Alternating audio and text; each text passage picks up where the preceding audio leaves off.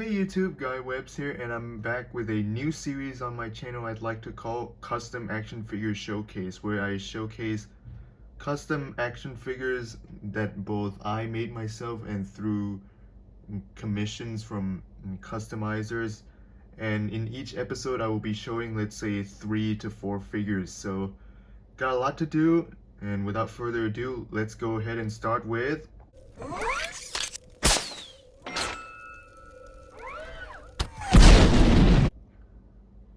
kicking things off with Iron Man here.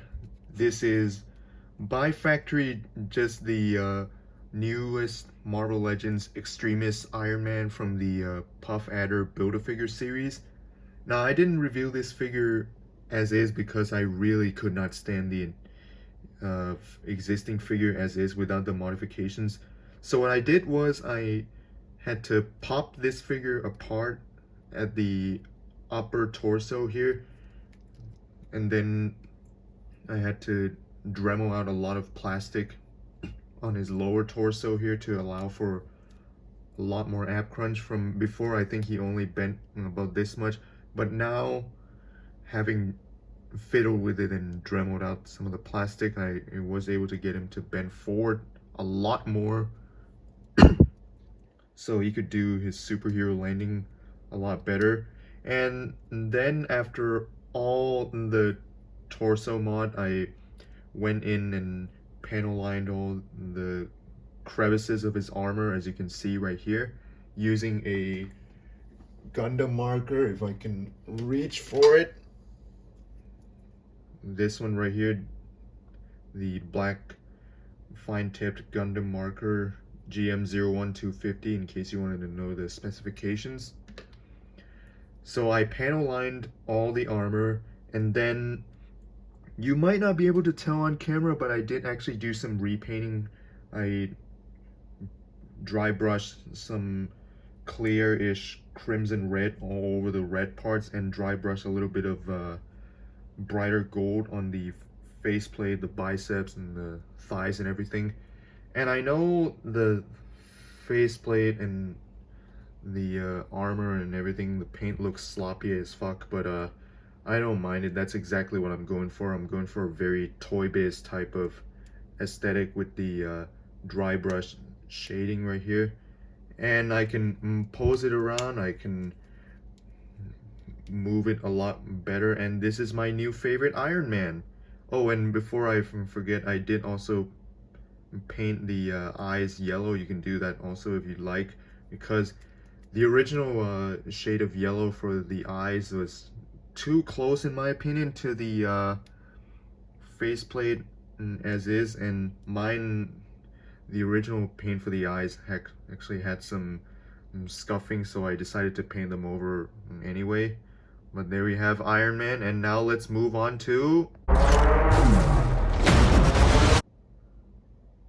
And speeding things around, here we have my custom Flash figure right here. So this was made using the DC Icons Flash as a base from DC Collectibles, with the head from the McFarlane Flash based on Superman the Animated Series, as well as the belt waistband portion right here. So what I did was I heated and popped the original Icons Flash head off. I wasn't a fan of that head myself, and I did the same thing with the McFarlane Flash head here. And originally the ball joint socket for this head was a lot bigger than the ball joint in the neck from the Icons Flash body, so I had to sculpt the head on with some epoxy putty. As you can see, the creamy beigeish yellow stuff right here. So I was able to sculpt the head on, and now it stays on and I can move it all around. And during the head swap, I also carved out a chunk of plastic on the back of his neck, because the original Icons Flash body, he could not move his head up very much for running poses, which really bothered me. But now with the crevice or gap in the back of the neck, I can get him to look up a lot more for running poses, and it really comes in handy for posing. And if you recall the McFarlane figures, they usually have the rubbery groin diaper piece. So I had to sand down the original waist lightning belt because originally it was based on Barry Allen's just straight lightning waistband. So I sanded that down. I cut this more V-shaped lightning waistband belt piece from the McFarlane animated Flash, and then I just glued it around the waist. There's a little bit of gap because I did have to cut it a little bit so it would fit on this body, but it's not a big deal. I'm not going to be looking at it from the back very much, and even if I do, it's not really enough to bother me. And then after that, I just had to paint this red and then paint the lightning waistband yellow again. And I did Dremel out a little bit of plastic for his hips so he could kick his legs straighter. It's not perfect. I probably could use a little bit more, but right now it's a lot better than how it was originally. And so I did also panel line the logo, by the way, so it would stand out more. And with all those mods, I have my new favorite Flash figure, my be-all end-all of Flash. And I can't wait to see the movie.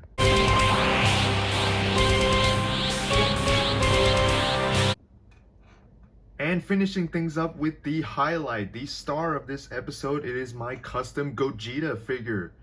Now, unlike Flash and Iron Man where I was able to do the custom work myself, this one was commissioned. I had to send this to a local Thai customizer, Easy Repaint. I will link to his Instagram and Facebook in the description below. So I contacted him. I told him I wanted a classic Fusion Reborn Gogeta from the non-canon Fusion Reborn movie. This was originally the Super Saiyan God Super Saiyan or Super Saiyan Blue Gogeta from the Dragon Ball Super Broly movie. So I told him I wanted to revert this to Super Saiyan, the hair, eyebrows, eyes, and everything. And I wanted the clothing to be repainted completely accurate. So as you can see, the vest right here is completely jet black, as are the wristbands and the shoes right here because they were originally a darker gray. The vest collar and the shoulder pads right here, those were originally yellow, but he painted them orange. And I'm not sure if you can see on camera, but I'm surprised he was even able to throw in some shading for the orange on the vest padding right here, and even a little bit on the hair as well, which is really nice. He did also do the belt right here. The legs are pretty much the same until you get to the leg warmers, where the leg warmers were originally tealish light blue as per the original figure, and the shoes are now a nice flat black, and there's no paint rub or anything. I can pose it around as much as I like. And I know there's the Demonical Fit Super Saiyan Gogeta that I could just swap easily, but because I don't intend on switching this back to Super Saiyan Blue Gogeta ever again, I'm sticking with it, and I had him just permanently repaint it. And I also had him do all the interchangeable faces right here. So as you can see, there's the stern face and there's the smirking face. And this is my idea. You can do this if you'd like. I gave him the finger pointing hand to mimic the pose he did from the cover or poster of the movie, where he was seen pointing his finger up for his one attack. I basically took a full power Super Saiyan Goku instant transmission hand like this, and then I had to mod it and cut a gap open around the thumb, and then heat it in the middle finger up, and then force it in, and then glued it shut. You can do that if you'd like, but I wouldn't really recommend it unless you know exactly what you're doing. So yeah, I'm really proud of this custom. Thank you, Easy Repaint. I will link to his Instagram and Facebook in the description below. So that does it, guys, for my first episode of Custom Action Figure Showcase. I hope you enjoyed it. I will link to Easy Repaint's Facebook and Instagram in the description below.